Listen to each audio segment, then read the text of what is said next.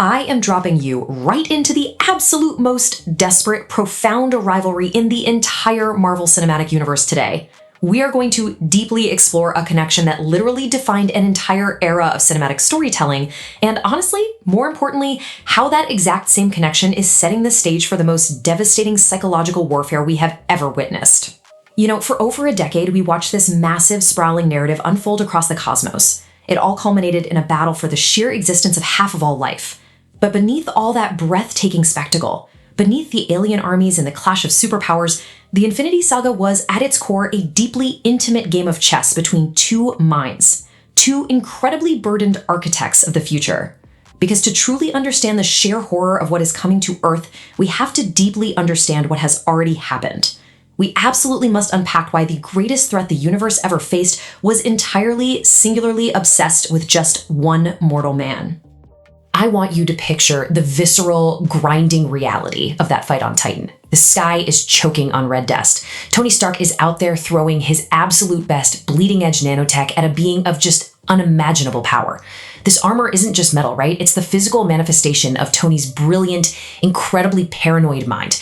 It adapts mid-battle. It literally weaves new weapons out of thin air. It represents the absolute, undeniable peak of human engineering. And yet, it shatters. Thanos tears that brilliant technology away like it's wet paper, drives a blade deep into Tony's side, and just leaves him gasping for breath in the dirt of a dead world. But in that horrific, quiet moment of absolute defeat, right before Doctor Strange trades away the very fabric of time to spare Tony's life, Thanos doesn't mock him. He doesn't gloat. He looks down and delivers a line that completely changes the context of their entire cosmic war. You're not the only one cursed with knowledge. Think about the profound, chilling level of respect buried in those words. The Mad Titan, a cosmic conqueror who has slaughtered trillions without a second thought, looks at a human bleeding out in front of him and recognizes an absolute equal. I want to explain exactly why this single line proves they are the exact same kind of person. They are both futurists. Let me break that down. They are both completely crushed under the terrible weight of foresight, entirely isolated from everyone around them by the catastrophes only they can see coming. Think about Tony Stark in the agonizing years after the Battle of New York. He wasn't just in his lab building suits for fun. He was suffocating under the weight of severe PTSD. He suffered from crippling panic attacks, entirely consumed by these haunting, apocalyptic visions of his friends lying dead in the rubble. And nobody else understood. The world, even his closest allies, thought he was paranoid, reckless, and frankly dangerous. But Tony couldn't sleep. He couldn't stop building the Iron Legion. He couldn't stop creating catastrophic contingencies like Ultron because he had looked up into the void of space and seen the end of the world coming. Now look at Thanos. He carried that exact same agonizing burden. He truly deeply believed the universe was going to inevitably collapse from overpopulation because he had stood in the ashes of his own civilization after they completely ignored his warnings. He was dismissed as a madman. They were both completely isolated by their knowledge. Sure, they had radically different methods and completely opposed moral compasses, but the exact same driving engine was there, the desperate need to prevent an impending catastrophe that the rest of the universe was simply too blind to see. But, that leaves a massive, looming question hovering right over the ashes of Titan. How did Thanos even know who Tony was in the first place? When Thanos says Stark, Tony is genuinely taken aback.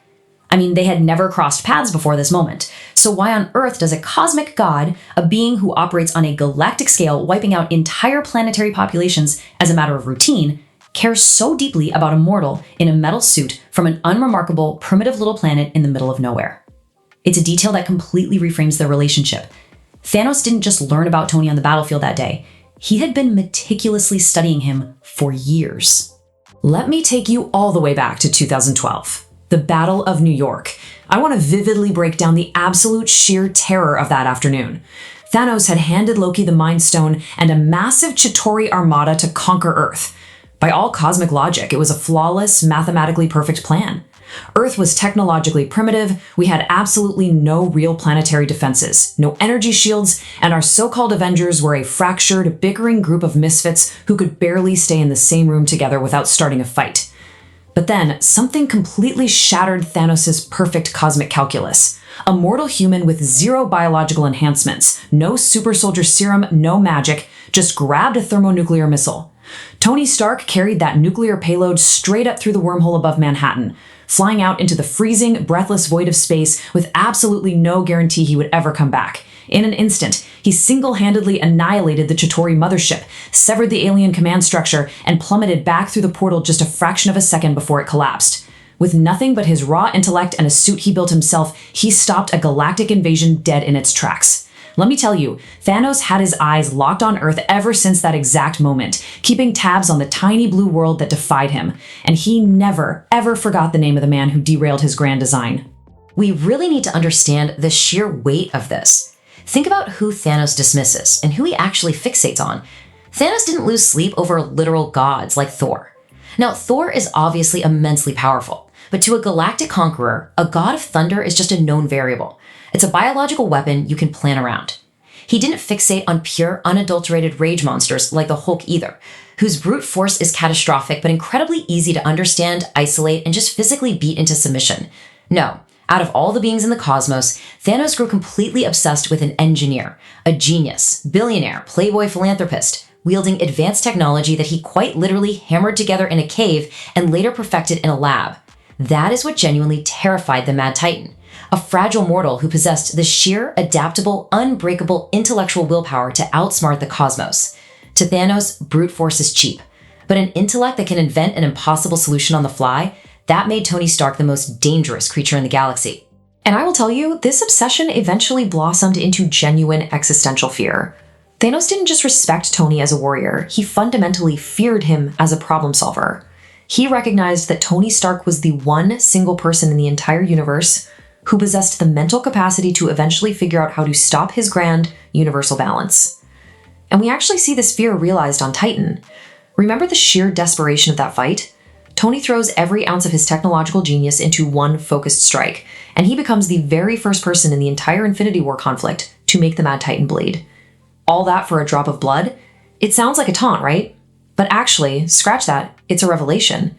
Thanos had to actively wield the power of 4 fundamental forces of the universe, 4 Infinity Stones, just to beat back one guy in a suit. Tony's nanotech pushed the absolute boundaries of what his mind could deliver. It wasn't quite enough to kill a god, but it came the closest. Thanos using that much cosmic power against a mortal is literally the highest, most terrifying compliment a conqueror could ever give. This brings us right to the horrifying reality of Doctor Strange's visions on Titan. Sitting cross-legged in the dust, Strange peers forward into the infinite branches of time, experiencing 14,605 possible futures. I want you to really try to comprehend the sheer mathematical impossibility of that number. 14 million different ways they fight, they struggle, and they die. And out of that entire cosmic prison of probability, there is only one single, fragile timeline where the universe actually survives. And what is the absolute core requirement of that one winning scenario? Strange has to deliberately hand over the Time Stone, the one thing he swore a literal oath to protect with his life, specifically to spare Tony Stark's life. Why? Because Tony Stark is the absolute, irreplaceable linchpin to the survival of existence. Without Tony's heartbeat, the universe dies permanently. Strange knew it, Thanos suspected it, and ultimately, Tony proved them both absolutely right. I am going to walk you through the exact legacy Tony left behind, because this is the sequence of events that quite literally saved existence. 5 years after the crushing defeat in Wakanda, when all hope is dead and buried, Tony Stark figures out the physical mechanics of time travel. He solves a Mobius strip paradox in a single night in his living room. That is a problem that one of the greatest scientific minds on Earth, Bruce Banner, completely failed to crack. Then Tony engineers a nanogauntlet capable of safely housing and channeling the infinite radioactive power of 6 cosmic stones. And finally, in the climax of the battle for Earth, he seamlessly outsmarts Thanos, stealing the stones right off his hand, using the fluidity of his own nanotech, executing the final snap that erases the Mad Titan from reality forever. Every single critical, mathematically impossible turning point traces directly back to the sheer force of Tony Stark's intellect. And here is the terrifying reality we are facing. These impossible, universe-saving engineering feats are exactly the playbook that a new rising threat is meticulously studying right now. So let's pivot to the terrifying vulnerability the Avengers face today. Look at the fractured, exposed state of the Earth right now. Yes, the universe is safe, but their absolute greatest weapon is permanently gone. They don't have Tony's genius shielding the planet anymore. They don't have his bottomless resources or his bleeding-edge technology. The ultimate problem solver, the man who can look at a mathematically unwinnable scenario, bend the laws of physics to his will, and literally invent a victory out of thin air, is dead. This leaves Earth completely undefended. The Avengers are scattered and vulnerable in a way they simply have never been before in their entire history. They're heading into a new multiversal war, utterly lacking the one singular person that both Thanos and Doctor Strange universally recognized as the absolute prerequisite for victory. Which brings us to weaponizing a hero's legacy, the rise of Doctor Doom. Let me introduce a chilling realization here. Doom isn't just another villain looking to punch his way to global domination. He is a super genius operating on the exact same, if not a higher, intellectual playing field as Tony Stark. And when Doctor Doom rises to power, calculating his path to multiversal conquest, he will have studied exactly how the last great conqueror, Thanos, was defeated. He will see clearly that Tony Stark was the absolute key to everything. But Doom is vastly too intelligent to simply try and become the next Iron Man. Instead, he is doing something far more sinister, far more deeply twisted. He is actively becoming the ghost of the world's savior. Let me slowly break down the brutal psychological warfare Doom is unleashing. He is wearing the face, the voice, and the devastating intellect of the man who built the Avengers. He isn't just trying to conquer the world, he is turning Tony's legacy into a weapon against the very people who loved him most. I want to paint a devastating picture for you. Imagine the absolute emotional agony Spider-Man is going to face.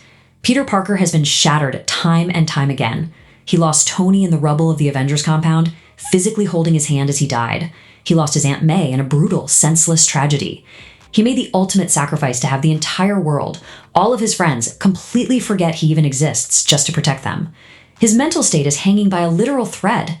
And now? Now he is going to be forced to stand on a battlefield and fight a tyrant wearing the exact face of his surrogate father. He is going to have to look directly at the face of the man who gave him his first real suit, who believed in him when he was just a kid in Queens, and hear that familiar voice telling him to stand down. He is going to have to physically clench his fists and punch the image of the man he looked up to more than anyone else in the universe. It will absolutely shatter his fragile mind. And the agony doesn't stop with Peter. We really have to dwell on the sheer agonizing torture awaiting Pepper Potts and Happy Hogan. Imagine Pepper, who has spent the last several years raising Morgan Stark entirely alone, finally trying to find just a sliver of peace after giving up the love of her life to save the universe. Imagine her looking into the cold eyes of her beloved husband, the father of her child, and seeing him twisted into an evil, corrupted dictator. Imagine Happy Hogan looking at the face of his best friend, his brother in arms, turned into a multiversal monster. Intellectually, of course, their brains will desperately try to tell them it isn't really their Tony. But emotionally, when he sounds exactly like him, looks exactly like him, shares that exact same commanding presence, it is sheer, unadulterated cruelty. Doom isn't just conquering a planet. He is directly exploiting their profound, unresolved grief as a literal weapon of mass destruction. I will tell you how this concludes. This deeply personal psychological torture completely paralyzes the Avengers at a fundamental level. They aren't going up against a faceless alien armada this time. They aren't fighting a giant purple alien they have zero emotional connection to. They are fighting Tony Stark. Detail the mechanics of this impossible fight in your mind for a second. How do you fire a repulsor blast at your mentor? How do you throw a vibranium shield at the face of the man you fought side by side with for years? How do you unleash lethal magic against the savior of the universe? Every single time they try to go on the offensive, every time they try to strike a lethal blow, their bodies are going to betray them with overwhelming hesitation and heartbreak. Doom wins the war in their minds before a single physical punch is ever thrown. He is systematically forcing them to second-guess absolutely everything they are fighting for. Let me summarize the ultimate, heartbreaking tragedy of this entire overarching narrative. Thanos respected Tony Stark as a peer. He saw him as an equal intellectual threat, and he tried to kill him for it. And in doing so, Thanos inadvertently created a martyr. He created a symbol of ultimate, selfless sacrifice that united the entire fractured universe. But Dr. Doom? Doom respects Tony's intellect so deeply, so completely that he actually became him. And he is meticulously using that exact respect, that stolen visage, to completely and utterly destroy the minds of everyone Tony laid down his life to protect. Doom took the universe's greatest martyr and twisted him into its absolute most terrifying monster. So, I'll end with this lingering, provocative thought. The Avengers are facing an unprecedented existential nightmare. If Tony Stark was the one singular mind capable of figuring out how to defeat a god-level threat, what happens when that exact genius, wearing that exact face, wielding that exact adaptable intellect, becomes the threat itself? Seriously, think about it. How do you defeat the very man who taught you how to win?